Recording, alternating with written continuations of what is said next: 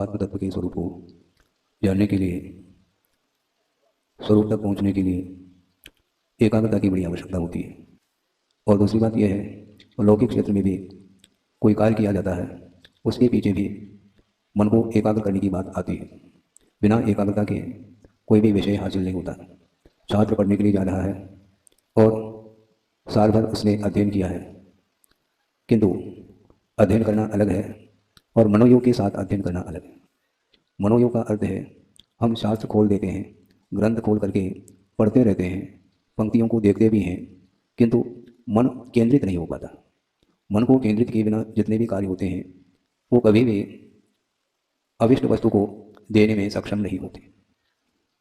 एक इंद्रिय से लेकर के असंगीय पंचेंद्रिय तक जो जीव होते हैं, अथवा एक इंद्रिय से लेकर के चौरेंद्रिय तक जो जीव होते हैं, उनके पास 4 ही इंद्रियां हैं, कर्णेंद्रिय नहीं है।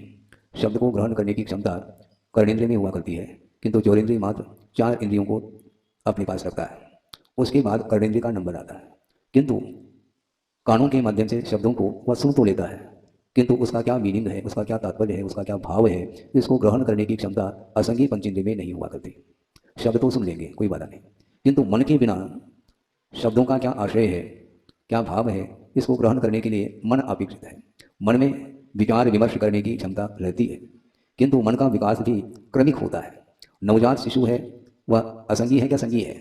वह संगीय है, उसके पास मन है, किंतु अभी मन वह विकसित नहीं हुआ। उस बालक के लिए आप लोग बोलते हैं भोग दे बेटा, तो भोग देता है, लेकिन फिर भी उसकी दृष्टि माँ की ओर ही रहती है। जिसके लिए भोग दिया जा रहा है उसको वह देखता नहीं है, मात्र प्रशिक्षित हो रहा है। भोग दे कहने से भोग देता है, हाथ जोड़ दे कहने से हाथ जोड़ता है, बैठ जा कहने से बैठता है। मतलब प्रत्येक क्रियाओं के लिए प्रशिक्षण की आवश्यकता पड़ रही है, मन होते हुए भी। और अब मन विकसित होने के उपरांत भी मन का सही दिशा में उसका उपयोग करना ये और शेष रह जाता है। बल्कि यही महत्वपूर्ण है। लौकिक क्षेत्र में प्रत्येक व्यक्ति का मन काम कर रहा है।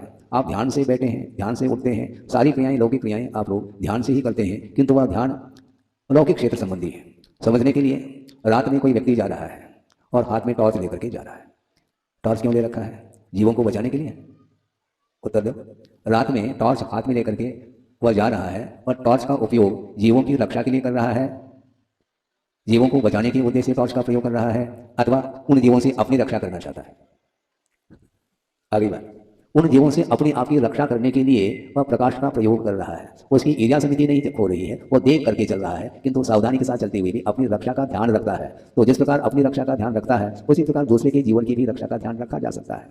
संगीय पंचेंद्रिय है, मनुष्य है, काफी ज्ञान का विकास हो चुका है लौकिक क्षेत्र संबंधी।